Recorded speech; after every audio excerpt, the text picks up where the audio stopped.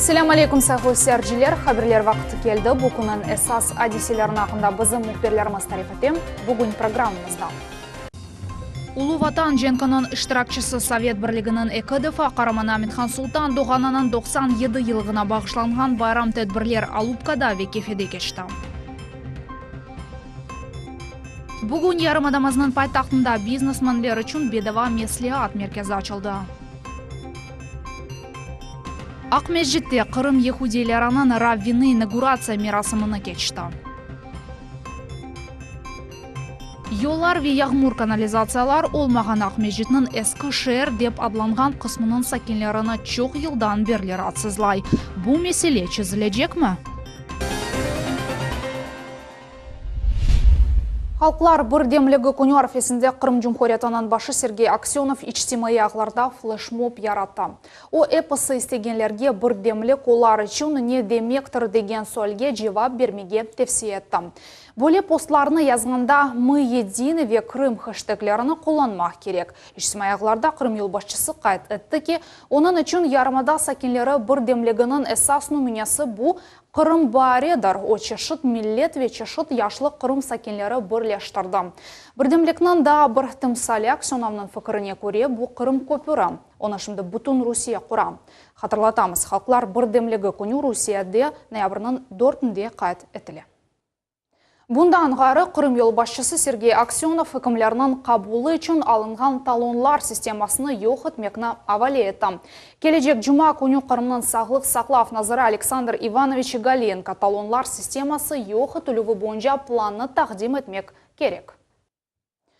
Kırım yolbaşçısı Sergey Aksyonov 7 Kuyu rayonunun kasabalarında grajdanlar kabullarının neticeleri boyunca Kırım Devlet Hakimiyeti icra organlarının vice-premierleri ve reberleri ile müşavire geçirdi.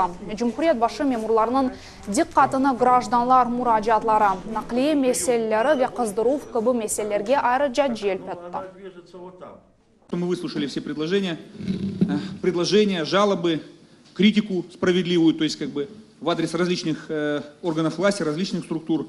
Есть понимание, что необходимо сделать, но могу сказать, что район хороший, люди абсолютно нормальные. Спасибо, то есть за то, что многие в тяжелых условиях, без денег, особенно касается здравоохранения, образования, вообще и муниципальных органов власти, отдельные поселковые советы есть, которые без денег находят варианты, прикладывают руки, голову, решают конкретные для людей вопросы. Видно сразу, в каких населенных пунктах есть руководители, как относятся к нему граждане, коллеги. Могу сказать, что ситуация на самом деле контролируемая, при этом проблематика одинаковая во всех наших сельхозрайонах. Noyabrının 3'ünde Rusya Federasyasının her bir subyektinde halkalar birdemligi kunune büyük etnografik dikte geçirilecek.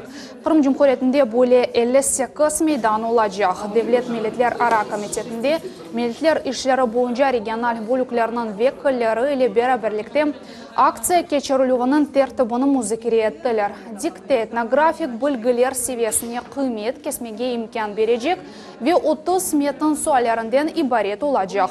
Onlardan 20 federal ve 10 regional sual. Aksiyada Rus tilini bilgen istegenlerinin eposu iştirak edebilirler. Dikte geçirüv yerleri haqda malumat Devlet Milletler Ara Komitetinin saytında yerleştirilecek. Ulu Vatan Jenkanın iştirakçısı Sovet Birliği'nin iki defa Karaman Amithan Sultan Doğan'ın 97 yılına bağışlanğan bayram tedbirler Alupka'da ve Kefe'de geçti. Bu yerden tavsiyatlar ile muhbirimiz Safiye Şukurova. Kefe'de Aleyhislava yerinde yerli sakinler efsanevi uçucu Amithan Sultan'ın 97. doğan gününü kaydettiler. Этот человек сегодня является нашим наследием, нашим поколением Российской Федерации. Благодаря этому государству сегодня мы поминаем, благословим этого человека. И сегодня я всех призываю вас, молодежи, всегда помнить нашу историю, Отечество, за благо нашего народа. Слава нашим героям. Merasimler başka şehirlerde de olup geçti. Amithan Sultan'ın Tuvgan Alupka kasabasında büstөгünde çok insan toplandı. İlyas Alçikov Karaman'ın şahsi tanışıdı. O Moskva şehrinde aviasya institutunda okudu. Son senat boyunca çalıştı. 1960 senesi İlyas Bey Amithan Sultan'ın tanış olğan edi. Öyle bir givaj bir çok laf etmegen adamdı. Laf etmezdi çok. Ama eğer laf bu iş hakkında peyda olsa laf uçmak hakkında manevri tam başlar adam değişirdi tabiatı çırayı değişirdi başlarda kollarıyla oynatıp aytma samanatlar öyle uçay öyle gerek böylecek başka adam dedi. Алупкада хатыра мерасимні Амитхан Султанның музей хадимлері тәшкил еттілер. Совет бірлігінің 2 дефа қараманы Амитхан Султанның адыны Алупканың бірінші мектебі Сохақлар ve Дағыстанда авалиман ташый. Амитхан Султан – это такая глыба, такой человек, от которого никогда люди не отходили и который мог в самые сложные моменты после воздушных боев, когда теряли летчиков, найти те слова, найти те легенды, тот юмор, чтобы поднять настроение летчикам. Поэтому все летчики за ним тянулись, его очень любили. Для всей России является примером подражания. И неважно какой национальности. Главное за те поступки, за те действия, которые этим человеком были сделаны во время Второй мировой войны. Сокрушал врага в небе, везде, где он его только видел. И тем заслужил свое имя и долгую память и в наших сердцах, и в сердцах потомков. Абедеге чечеклер қойылды. Бұндан сон учучының хатырасына бағышлап 943 Дениз ракета авиация полкының ветеранлары маршнен кечтелер.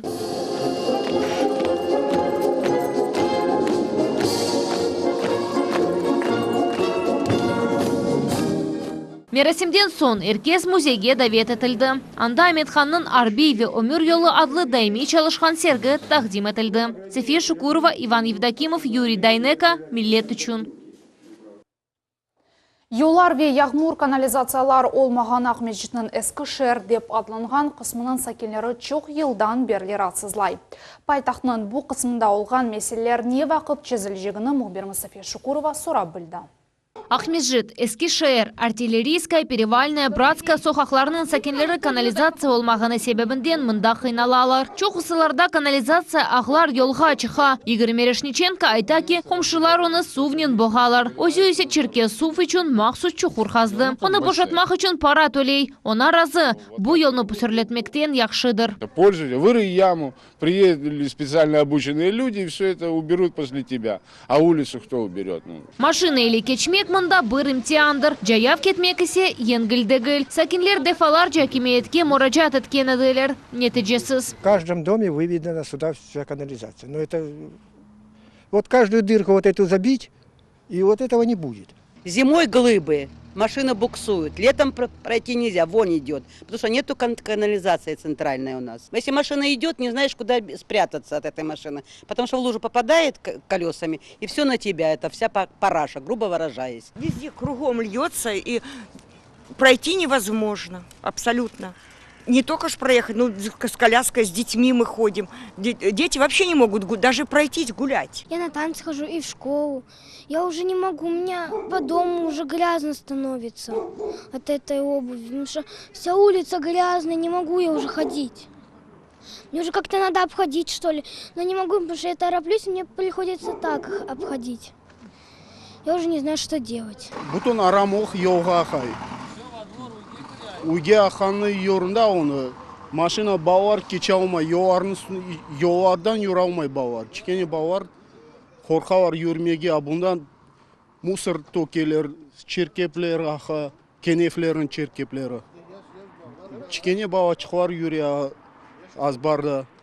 Бутон ау черкебні сасығы азбарға кірі. Канализацияның оғрашаджақлар деп инандырды матбуат конференция девамында шер мемориятының башы Игорь Лукашов. Первое, что нужно сделать, это исследование ливневок существующих, которых мы знаем.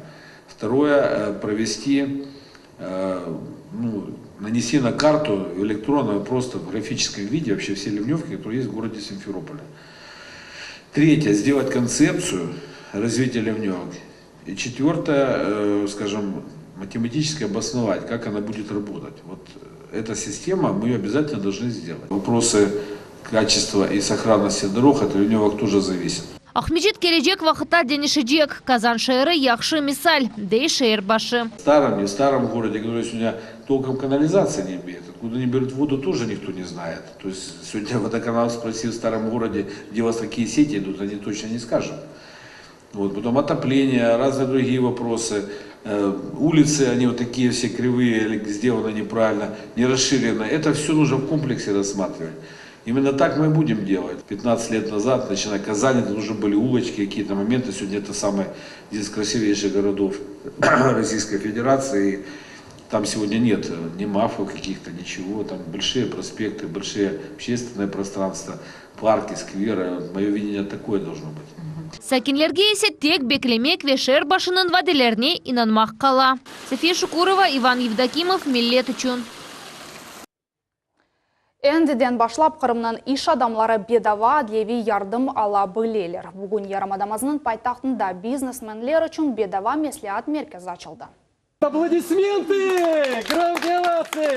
Кырмызы шарит кеселді меркез açıldı. Эндомында иш адамлар мурачат этмелері мүмкін. Меркезнің адлейджелері уларның фаалиетінде эпосы суалерны чизмеге ярдым этежеклер. Крымским предпринимателям не хватает, что называется, длинных денег, то есть банковская сфера в Крыму немножечко хромает. И правильное получение кредитов, оформление их, работа с банками, она требует помощи специалистов, которые работают в юридической сфере. Конечно же, я буду обращаться. Шынды энді мерkezге 18 мурачат келді. Эсасин иш адамларыны берге системасының элештірілігі тішкерюв органлар. Тізген актлар или давалашув девлет дестеганы алув ве ата весехалар тізілігі мерахландыра. Мы в дополнение будем здесь еще делать дни инфраструктуры поддержки малого и среднего предпринимательства. Для примера, на следующей неделе у нас запланирован день, когда будут представители фонда микрофинансирования. И предприниматели смогут прийти как в фонд, так и сюда, выбрав себе удобную, соответственно, геолокацию. Плюс здесь можно будет также получить информацию обо всех формах поддержки, которые действуют в Республике Крым. Бу меркез иктисадин кешаф назерлегенен ярдымы или açıldı. Бойлы ишбірлік бизнесте меселелерні чизмеге ярдым этежек ве Ярмадада иктисадиятны юксетілежек. Деп сая иктисадин кешаф назерінің бірінші муавина. Любой вопрос, который задает предприниматель, приходя в такой центр, он нами будет анализироваться, и мы будем смотреть частоту возникновения данных вопросов. И в зависимости от того, насколько часто задаются однотипные вопросы, мы будем понимать, что в данном направлении существуют проблемы. Мы сможем более четко и быстро реагировать еще до поступления жалоб, еще до возникновения какой-то там критической массы, мы сможем на них реагировать. Эки ел девамында да ки бойле меркез açılacak. Ярдым алмах үшін иш адамлар мында келе білелер. Bundan гайры телефон açmak ве онлайн консультация үшін frbk.ru сайтына кірмек мүмкін. Нариман Тарасинова, Иван Евдокимов, Миллет телеканалы. Дүнияда мұйым хаберлер вируседе олып кечкен Одессе вақиялар ақында дайджес деп адланылған қысмымызда. Террористлердин энди Сүриянын 90%дан зиядасы азат этилди, деп билдирди Владимир Путин забит ве прокурорлар иле Курушевди. Девлет башы Сүрияда терроризмге каршы операцияда иштирак эткен арбилерге тешекүрлер билдирди. Террористлерге каршы арби аракетлер бу исе айрыжа кайт этим. Зорнен тешкил этилген бандалар дегил бу якшы тымын этилген, огретилген оларга малие айрылган группировкалар Русиялы арби космик куветлеринин бизим ордумуздун ве флотумуздун баяғы артқан имканларыны нумайыш эттелер, деп кайтты президент. Америкалылар анлайлар оларның мемлекетінде кутлеви малюмат васталары бу бизнес. Нефбетеке соравның малюматларына көре Америка Қошмаштатларының эксири қымы американ телеканаларына венешерлеріне иннанмайлар. Респондентлерге бойле суал берілді. Американ кутлеви малюмат васталары доғру малюмат берелер ма, яда олар акимият вейері бизнесінің тесері алтында булуналар ма? Суралғанларының ярыдан зиядысы именлер. Америка Қошмаштатларында кутлеви малюмат васталары өз фікіріні дәгіл саясатчыларның ве иш адамларының фикріне ифаде етті. 2015 сене иле тыныштырылген бойлы фикрдеки американларның сайысы 6%-га арты. Соралганларның 27% матбуатны умумен дуйгусыз деп адладылар. Вологда шерінде өсмірінің олюсыны аяқ yolda тапылды. Оның сыныфдашы қабатны өз бойнуна алды. 15 яшлы оғланға сорғу кечірділер о әршейні бойнуна алды ве кеченлері күндіз юз берген фаджанын тефсилатлары ақта тарифаты. Өсмірінің сөзлеріні көре, әршей тесадюфин олды о тенефисте сыныфдашларына пычақ көстерді. Әлі қылған өсмір пычақын қолына алып, бақан вақыт бұ оғланчық оны тесадюфин итерді. Бөлелікнен талебе олум дережеде яраланды. Bundan son пычақ азбарға көтеріп атылды, деп әлі қылғанын сыныфдашы. Жириновский Подмосковьеде деревню Гномов деген ерні яратмаға риджа эт. Русияде либераль-демократик фирқасының лидері Владимир Жириновский Москваға якын ерлешкен видная шерінде деревня Гномов деген паркны яратмаға истей более мұражатны либерал-демократ Русия табиат, ресурслар ве экология назиры Сергей Донскойға йолады. Ақмежетте Қырым ехуделерінің раввины инаугурация мерасымыны кечті. Бұл Русия Федерациясында баш раввин Берл Лазарының оғлы олды. Ехуди жемиет оси дини лидерінің асыл қаршылағаны ақта бізім левхамызда серетіңіз. Бүгін Қырым ехуди жемиеті 200-ден зерде Құрантадан ибарет. Олар ос медениетіні, урф адетлеріні сақламаға тырышалар. Чоқ вақыт девамында бұл жемиетінің лидері yok еді. Равин жемаатқа білгілеріні бере, білген венсаларны бірлештірген инсандыр. Минус здесь среди местных крымских евреев, это то, что здесь нет как бы скучкованности. Были разговоры эти года 2 назад еще, что будет раввин. Наконец он появился, это большой плюс. Я вот сейчас получил такую возможность опять прикоснуться к еврейским традициям. Мы все надеемся, что он поможет нам. И не только нам, а всему Крыму, всем людям, всем национальностей. Шернан башы раввины Ехескіл Лазарнан бұ вазифені башлап бечіргені бұ Қырымның эпосы ехудейлері үшін керчектенде тымсаль ташыған вақиадыр. Наша самая главная задача, наша цель, чтобы дойти до каждого еврея, который живет в Симферополе, чтобы он знал, что если он хочет жить по-еврейски, у него есть все. Мы надеемся, что все евреи, которые живут здесь, будут частью нашей общины. Чоқ елар девамында Қырым ехуделерінің проблемлері вече зілмеген меселлері топланда. Әнді дини ел башчысы пейда оған сон эпосы планлар амелге кечіріле біле.